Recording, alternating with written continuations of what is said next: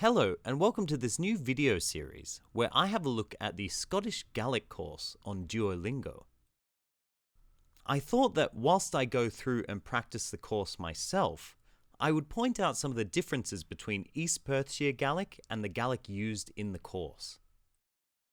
The majority of the information that I get on East Perthshire Gaelic comes from two books, one being East Perthshire Gaelic and the other one being Tales from Highland Perthshire. There are a small handful of speakers in and around Perthshire, but unfortunately I don't live there, so I'm unable to talk to them. So instead I have tried to make the best use of what I have available to me, such as the books and audio recordings. There are bits and pieces scattered all throughout the web, and I've spent a lot of time hunting these down. I hope you enjoy this series, and if you are interested in Perthshire Gaelic, I very much recommend the two books that I mentioned.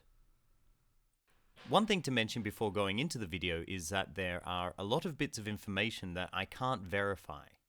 For example, a word or a sentence might be used that only one speaker uses. I'm not able to verify whether some of these words and sentences were used throughout the area or commonly used.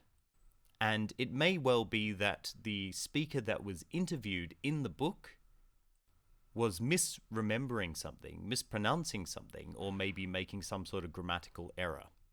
I will make it clear throughout the video when these things occur, and basically it's up to you whether you want to use them or not. I myself, with my Gaelic, try to stick as closely to the native speaker as possible. Ooh.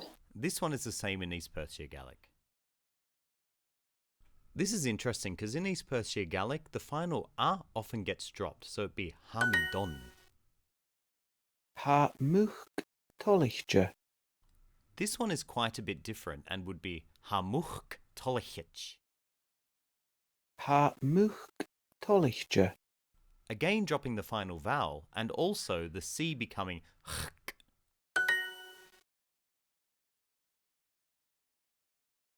Ha. U. Ski.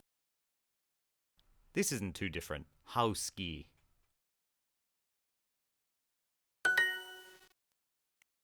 Chanil. Eli. Gema. Chan. El. Eli. Ge. Ma. Chanil. Eli. Gema. This wouldn't be too different in East Perthshire, but rather than Chaniel, it would be Chanel like Manx.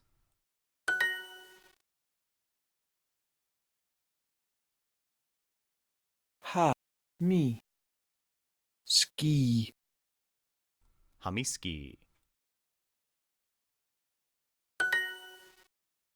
I haven't found Skonyal in any of my books yet, so it's possible that they used Balachma or Uavasma instead. So for example, how Balachma or how Uavasma. Ha. Cat. Agus. Ku. Tolichtje. In East Perthshire Gaelic, this would probably be Hakat agus ku Tolichich. So no pre-aspiration or h sound with cat. As is often the case, the final vowel of Tolichtje is dropped. Fluch. Fluch. This one is fluch. Hai fluch. This one is confusing because it might have been hai fluch or ha fluch. In East Perthshire Gaelic, a lot of the traits that differentiate masculine and feminine nouns had started to disappear or change. So for example, after the word emsher, you would often have a masculine adjective rather than a feminine adjective. Also, in place of the pronoun I, you would often have a, which is also masculine. Some traditionally feminine nouns also became masculine. For these reasons, it's hard to be exactly sure. Food. Food. This one would have been either fuar or fur. Ha. E. Food. Again, this might have been ha fur or hai fur. Not sure. Hai grianach. Ha. E. Grianach. This one would have probably been either hai grianach or ha grianach. I should mention that the masculine pronoun is not e, but a. Ha. E. Ho. Wa. Hai blah, ha blah. To be on the safe side, maybe the go-to should be I.